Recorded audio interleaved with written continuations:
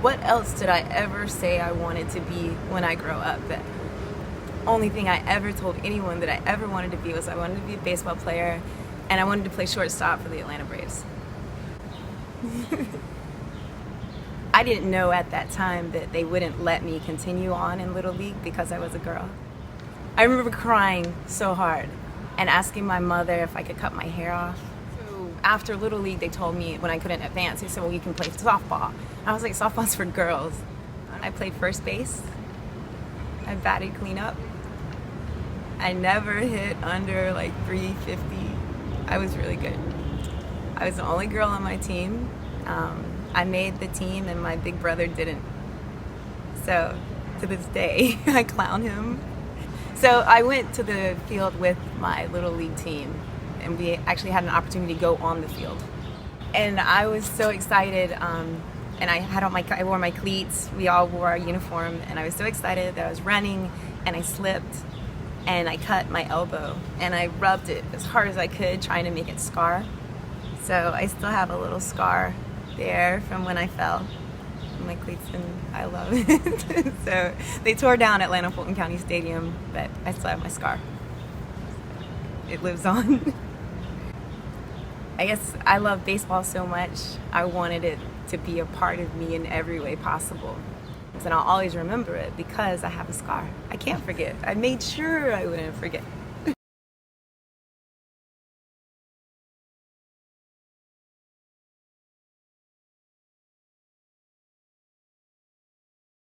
I have memory of going to Ebbets Field.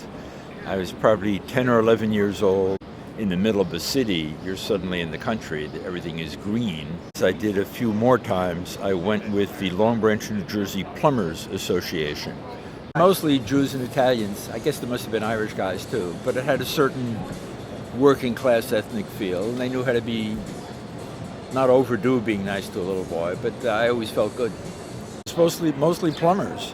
And they were very nice to me. I remember one of them explaining to me they stopped somewhere and he bought a cigar. A few of them bought cigars. And he said, always buy a White Owl because they're the most popular. And you know you're getting a fresh cigar. Remember that. So, stupidly enough, I remember it. It was incredibly exciting. The uniforms were so beautiful and crisp white, the home uniforms, and the Dodger blue and the beautiful Dodger script. And somebody must have given me money. I got a good hat with the big B. He was my favorite player because of the base running thing. I loved watching him dance between first and second with his arms extended, saying something to the pitcher, and the threat of him stealing the base could make the pitcher nervous, and the guy would pitch less well or would pitch differently.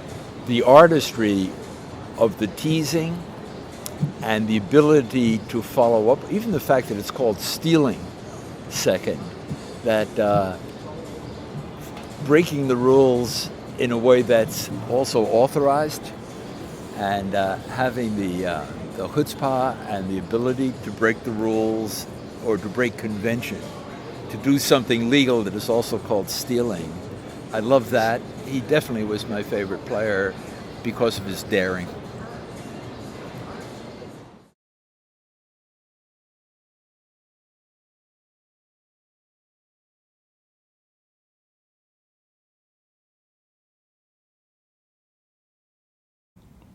I was a very depressed kid, and I had a very contentious relationship with my family for many, many years.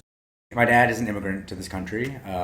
He is from India originally. I'm from Kalamazoo, Michigan originally, and so my dad would take me about a 2.5-hour drive. It felt as if the rest of the world just stopped existing.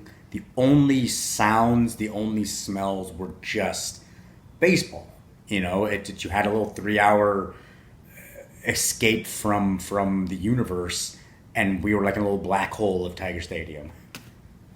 So this is from 1990. This is a mini bat that I got at Bat Day. I remember, this is my literal most prized possession on the planet. when Hurricane Sandy hit and made me homeless for 6 weeks, I took 2 things with me: my laptop and this. Like, that's all I took. I didn't take any clothes. I didn't take anything else. I took my bat and my laptop. This has gone with me everywhere I've gone. This was like my security blanket in college. This has always just been the thing that, like I said, I've had long stretches of very crippling depression and not great stuff. But this has always been like my one constant since I was a little kid. Is just I always have this. And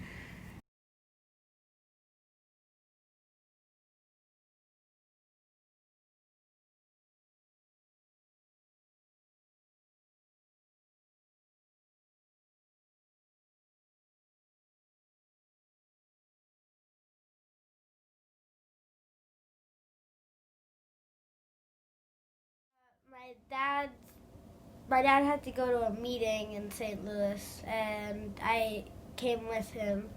And his business partner's grandson lives in St. Louis and goes to a bunch of Cardinals games. And so they invited us to go see a game. I remember the Cardinals got like 3 awesome home runs, and a bunch of people started screaming, and I had no idea what was happening because I had no idea what baseball really was. Because I'd never even heard about it really. And then foul ball came. We were sitting right in the foul ball area, and it came right back, and I caught it with my popcorn bag. Yeah, my dad helped me like hold it up because we didn't have mitts, and it would have been really painful just to grab it, so we just used the popcorn bag. He was like, "Oh my gosh, wow, you caught a foul ball at your first game. That's amazing." I was just like, what the heck is happening? Why did that ball just land 3 inches from my face? That's it. Yeah, the boy was kind of jealous. He was like, "Oh my gosh, he caught a ball at his first game." And his grandfather was really happy, and he was like, "Oh my gosh, that's awesome." I think I had a burger. I shared it with my dad. Yeah.